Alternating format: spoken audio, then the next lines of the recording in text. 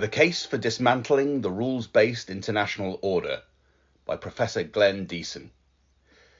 The so-called rules-based international order aims to facilitate a hegemonic world, which entails displacing international law. While international law is based on equal sovereignty for all states, the rules-based international order upholds hegemony on the principle of sovereign inequality. The rules-based international order is commonly presented as international law plus international human rights law, which appears benign and progressive. However, this entails introducing contradictory principles and rules. The consequence is a system devoid of uniform rules, in which might makes right. International human rights law introduces a set of rules to elevate the rights of the individual, yet human-centric security often contradicts state-centric security as the foundation of international law.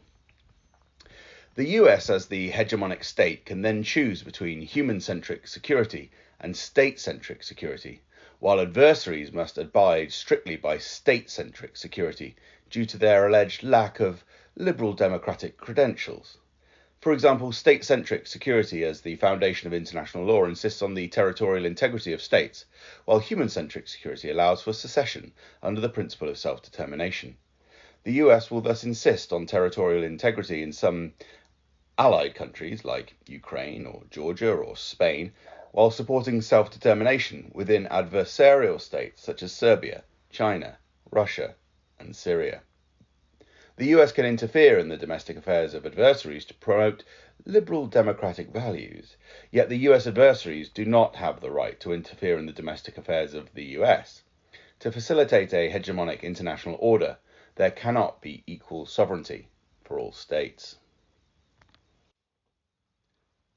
The process of constructing alternative sources of legitimacy to facilitate sovereign inequality began with NATO's illegal invasion of Yugoslavia in 1999, without a UN mandate.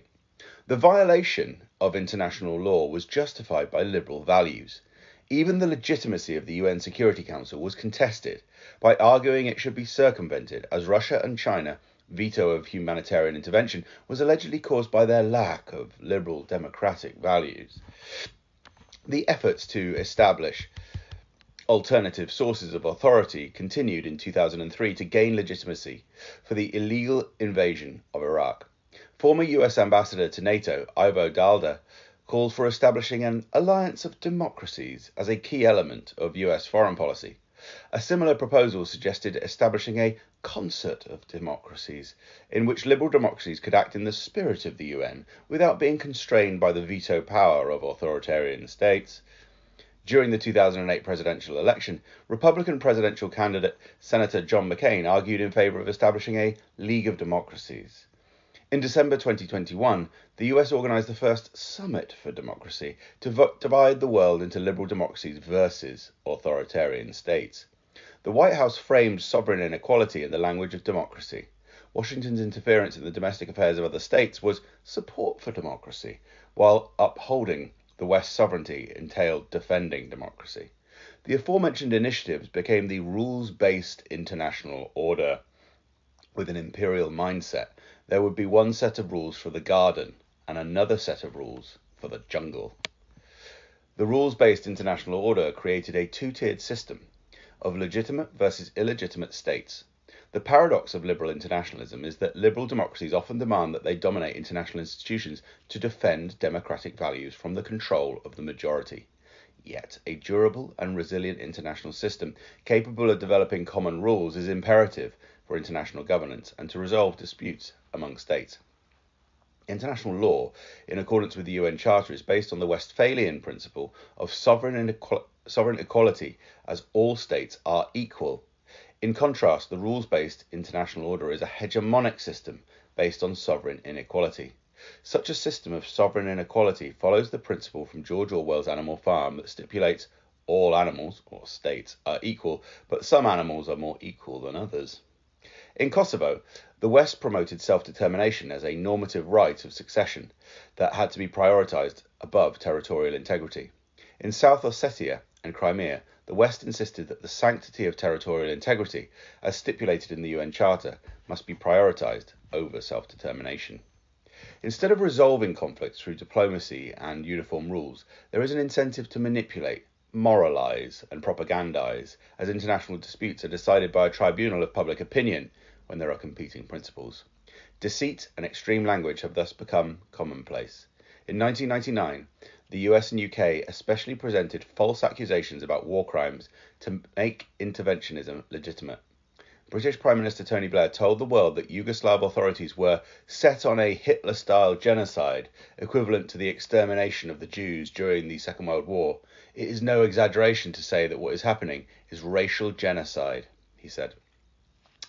The rules-based international order fails to establish common unifying rules of how to govern international relations, which is the fundamental function of world order. Both China and Russia have denounced the rules-based international order as a dual system to facilitate double standards. Chinese Vice Foreign Minister Xi Feng asserted the rules-based international order introduces the law of the jungle insofar as universally recognized international law is replaced by unilateralism. Russian Foreign Minister Sergei Lavrov similarly criticized the rules-based international order for creating a parallel legal framework to legitimize unilateralism. He said, "The West has been coming up with multiple formats such as the French-German Alliance for Multilateralism, the International Partnership Against Impunity for the Use of Chemical Weapons, the Global Partnership to Protect Media Freedom, the Global Partnership on Artificial Intelligence, the Call for Action to Strengthen Respect for International Humanitarian Law. All these initiatives deal with subjects that are already on the agenda of the UN and its specialized agencies. These partnerships exist outside of the universally recognized structures so as to agree on what the West wants in a restricted circle without any opponents. After that, they take their decisions to the UN and present them in a way that de facto amounts to an ultimatum. If the UN does not agree, since imposing anything on countries that do not share the same values is never easy, they take unilateral action." The rules-based international order does not consist of any specific rules. It is not accepted internationally, and it does not deliver order. The rules-based international order should be considered a failed experiment from the unipolar world order, which must be dismantled to restore international law as a requirement for stability and peace.